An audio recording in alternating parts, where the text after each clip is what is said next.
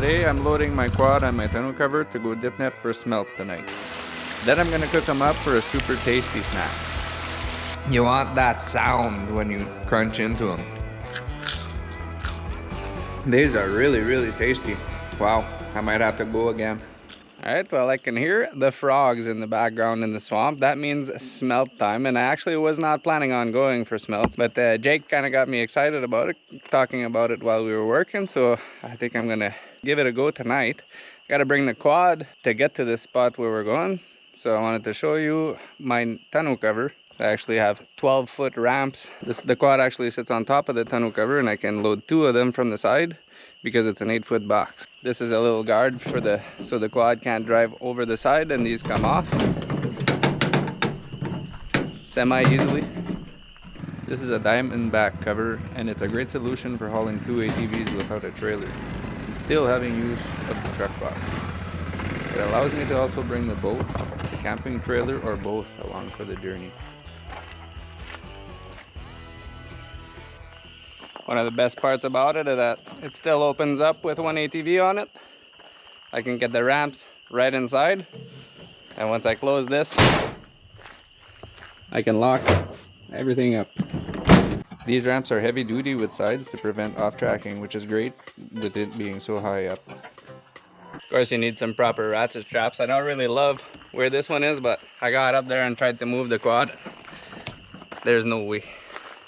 As you can see, there is room for a second quad, but I would have to push the blue one a bit more forward, tight to this back rack. There is room for 2 quads up here though. I've done it before. And I will do it again, that's why I bought this thing. Alright, they say the best time to go for smelts is when you can hear the frogs screaming, and I'm standing just in front of the swamp behind my house. And I can definitely hear them. I was hearing them last night, so that kind of confirmed my decision that I want to go try it out tonight. I'm just getting ready to head out now, and the frogs are even louder than earlier.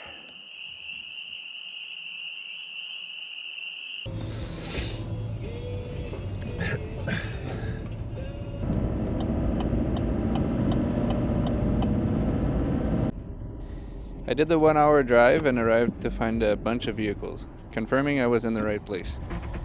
I took my spot in the queue and proceeded to unload my quad to head to the spot.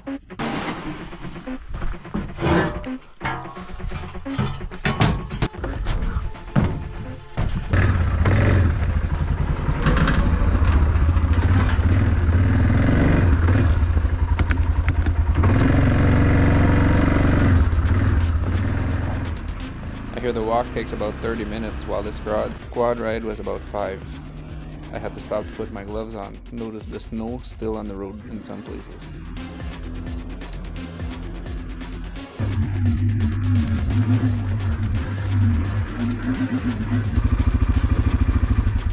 I'm pretty sure it's gonna be a late one. Yeah.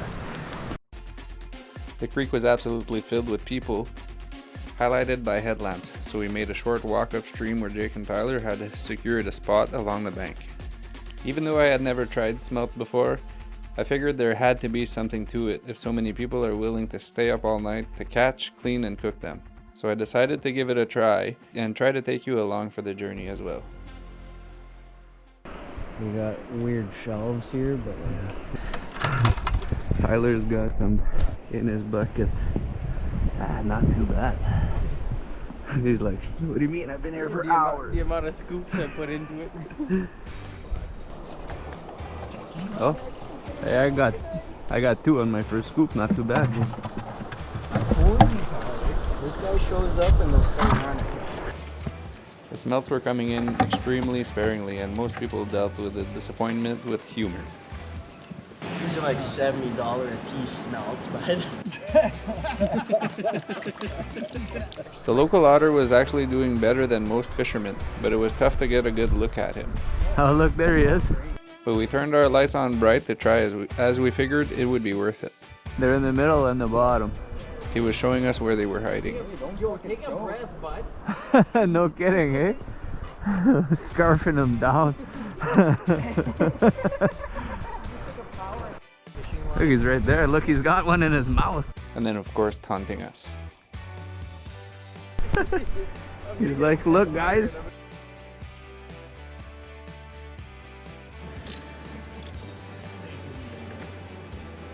One or two? There's two in there. Double header! Double header while smelting is surely nothing to be proud of. Got enough to taste them. Couple mouthfuls. Shrimpies. There you go. Tiny one stuck in the side of the net here. But the small ones are the best ones, so gotta get it. Couple more. That's the most I've got in one net so far, 3. With the light on. I continued to scoop for a few hours, hoping that the schools would come in, but I kept getting 1 or 2 here and there. The big schools never did come. I think I was a couple nights too early for them to be running in Killarney.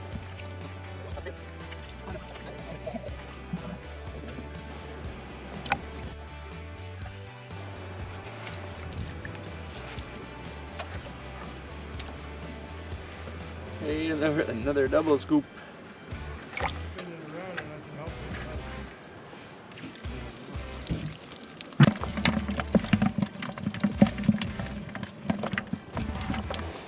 Well, my best scoop of the night was 3 in 1 scoop. And my last about 20 scoops I didn't get nothing, so time to go. At the very least I got a small snack for myself. I was hoping to get enough to share, but not gonna happen.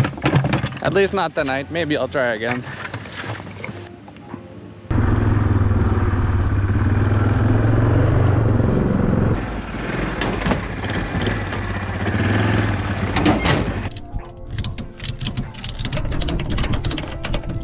I just got home and it's 3:30 a.m.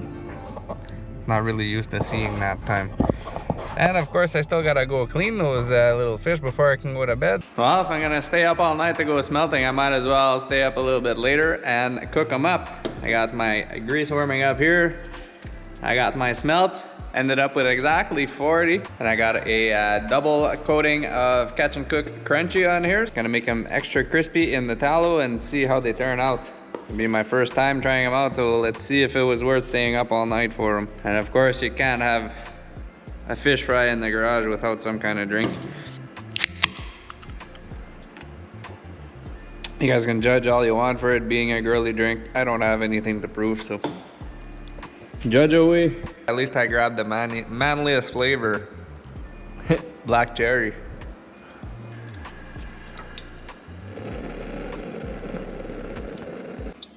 I want that oil a little bit hotter than that.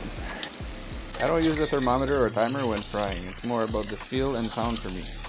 Don't have your grease too hot as they are very small. I'd guess around the 325 degree mark.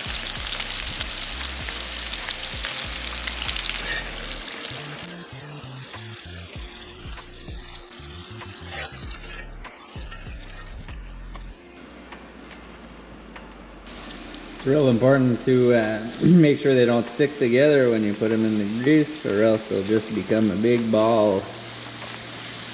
You want to keep them nice and separate so they all get nice and crunchy. Alright, moment of truth, let's give her a try here. They taste pretty much like you would expect them to. Crunchy, tiny little fish.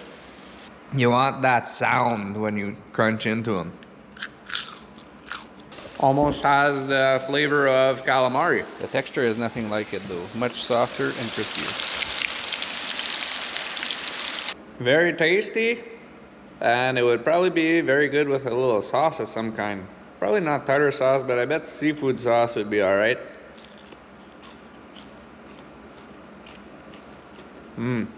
Yeah. They're actually really good, better than I thought they would be. Although, I don't think I'm gonna eat all 40. That's quite a bit. We'll see.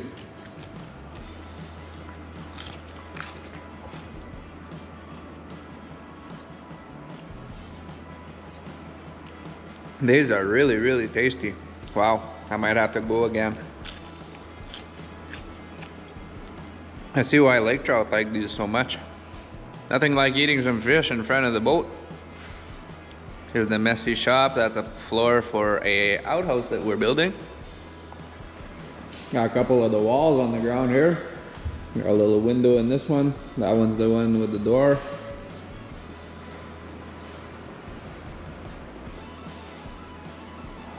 Lots of work left yet to do to the shop, but we're getting there a little bit at a time. These are friggin' tasty. Yum. I hope you enjoyed the little smelt session we had tonight, and if you were wondering how to cook them, that's how you do it. First of all, obviously you gotta cut the heads off and take the guts out, which is a lengthy process. So I'm kinda happy I didn't catch more than 40, but now that I'm eating them and tasting them, I'm kinda sad that I didn't catch more than 40. Nonetheless, it is what it is. Thank you very much for watching, guys, and don't forget to hit the subscribe button, because we're going to be fishing on the French River quite a bit this summer and a lot of other places. So stay tuned for that, because we're bringing the cameras in the boat.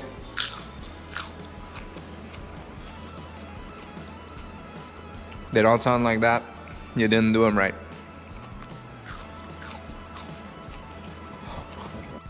I totally underestimated how many of these I was going to eat.